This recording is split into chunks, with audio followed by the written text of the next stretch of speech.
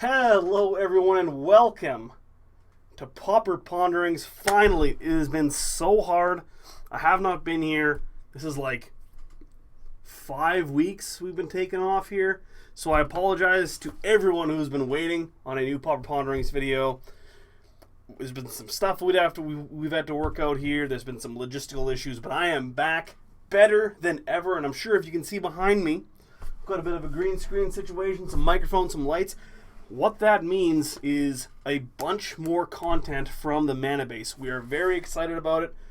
More information coming in the very, very, very near future. So make sure you stay tuned for that. But right now, you are obviously here for Pauper Ponderings. I'm excited. I hope you're excited. And I've brought a doozy this week. So I figured, first Pauper Ponderings back in a long time. Why don't we play something? This is probably the craziest deck I've played. So we are playing whatever you want to call it. Belcher, Pauper, Belcher, oops, all spells, nonsense, whatever. It is sweet. So what are we doing with this deck? Well, the main combination in this deck is we get basically our entire library into our graveyard, and then we cast the card Haunting Misery, which is 1 black, and you exile X creature cards from your graveyard, and then it deals X damage to target player. So hopefully we get upwards of 20 creatures into our graveyard, and then, boom, we essentially kill them. How do we get our entire deck into our graveyard? We play this card called Balustrade Spy. So it's 3 and a black for a 2/3 flyer. It's a vampire rogue. When he enters the battlefield, target player reveals cards on the top of his or her library until he or she reveals a land card, and put those cards into his or her, put the rest of them into the graveyard. So why is that sweet? Well, the card Balustrade Spy creates a very interesting deck design kind of strategy. In that, what if you don't play any lands in your deck? Well, in this case, we get to mill our entire graveyard, or mill our entire library. And what happens when you mill your library? Well, depending if you build your deck correctly, you should be able to win the game. So, how do we get to Balustrade Spy, Haunting Misery? How does it all come together? Well, we're going to make a lot of mana essentially free using the cards Lotus Petal. Nice masterpiece, right? Right? Yeah, no problem. Simian Spirit Guide. And then we have 4 copies of the card Land Grant, which if we have no land cards in our hand, we can reveal our hand, show our opponent, and then search our library for a forest card, put it into our hand. So we play 4 Land Grants and 1 Forest, which essentially means we're running 5 forests, but we get, the 1 forest. And as in true Pauper Ponderings fashion, we're playing the Innistrad Purple Forest because it is real nice. Then we also have a Wirewood Guardian, just as a 2 mana to cycle to go get the forest if we need it. Because we need the forest out of our deck if we're going to successfully combo. So once we have our 1 mana, so whether that be the 1 black from Lotus Petal, the 1 red from Simian Spirit Guide, or the 1 green from Land Grant or the forest, we then need to make a bunch of black mana. So how do we do that? Well, we can use Wild Cantor to sacrifice for a black. We can use Manamorphose to make some black. Once we have the black, we play cards like Dark Ritual, Invocation, pretty nice, right? Cabal Ritual, which is very, very powerful. We can also use Tinderwall when we have a green to make 2 red, and then use that for Manamorphose. And make a bunch of mana. So what do we do when we have a bunch of mana? Well, we need to find, essentially, enough mana to cast Balustrade Spy. So to actually combo with the deck, you want to get to 5 mana.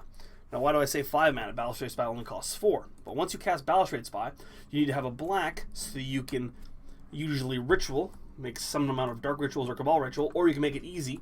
And once you mill your entire library, you can cast Songs of the Damned, which is 1 black and add a black for each creature in your graveyard. So, if you're able to mill your entire graveyard, you have 1 black floating, cast Songs of the Damned, you probably get somewhere between 18 to 22 mana. And then from there, you can Haunting Misery them. Now, Austin, what happens if we don't have the Haunting Misery and it just goes into our graveyard? Well, I'm glad you asked that question. So, if we do have a Conjurer's Bauble, if we have no cards in our deck, we can cast Conjurer's Bauble, sack it, put a card from our graveyard into our on the bottom of our library, and then draw a card. So, we put the Haunting Misery on the bottom, which is the only card in the deck, and then we draw a card. So we're able to find the Haunting Misery. Now, what if we don't have a Conjurer's Bauble? Well, it works okay too. If we have Songs of the Damned, and give us, 22-ish mana, we can cast Morgue Theft for its flashback, to return Anarchist to our hand, cast the Anarchist off of... Oh, this is the actual way you have to do. You have to cast Morgue Theft, target Anarchist, bring Anarchist back. Then you have to cast another Morgue Theft to bring back a Simian Spirit Guide. Exile the Simian Spirit Guide for the red, cast the Anarchist, then bring back Haunting Misery, and then 20 of them. So a very convoluted way, but the fact that Morgue Theft has flashback means that we can bring back this Anarchist and go through the motions that way. What do we do if we don't have Balustrade Spy? We need to find that card. Well, we also play 2 copies of the card Dimir House Guard. So this is 3 and a black for a 2/3. Has Fear, doesn't matter. It has Transmute for 1 black. So, get up to a bunch of mana, hopefully 8. We transmute Dimir House Guard for the Balustrade Spy, cast the Balustrade Spy, and then go from there. So the deck does a pretty good job of finding its pieces and then comboing. We also play 4 Gitaxian Probe, 4 Street Wraith to kind of make our deck 52 cards as opposed to 60. It's going to make our comboing a little bit more, I would say a little bit more consistent, but it's not very consistent. In terms of power level, this is probably the most powerful deck I've ever played on Pauper Ponderings. This has the ability to win on turn 1. There's not a lot of decks. There's no deck that I've played on Pauper Ponderings to date that has really had the ability to win on turn 1. So this is very, very exciting. We get to play cards like Lotus Petal, Dark Ritual, Cabal Ritual. This is a very, very powerful deck. There's going to be a lot of games where we do a lot of nothing because we just have to mulligan or we have to do stuff, but it's going to be sweet when we get to go off, and if we run good, we should be able to 3-0. Now, what do we have in the sideboard? What could be in the sideboard of this deck?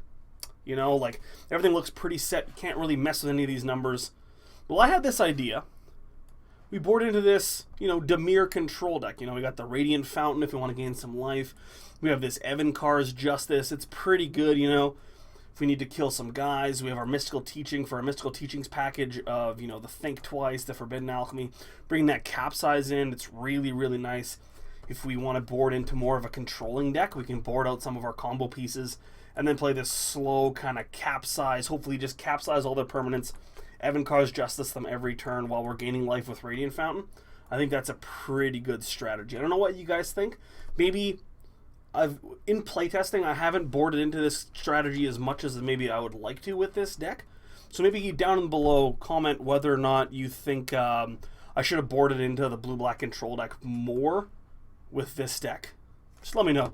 Because I haven't really, a lot of the deck lists I've been finding online, they had this blue-black control package in the sideboard, and I was kind of hemming and hawing over it, and I'm not really sure I wanted to have it, but I think, you know, in certain situations, you're playing against a lot of counterspells, you're better off going for, you know, the Capsize Evankar's Justice plan. I think that's just better. So yeah, I'm excited to be back, guys.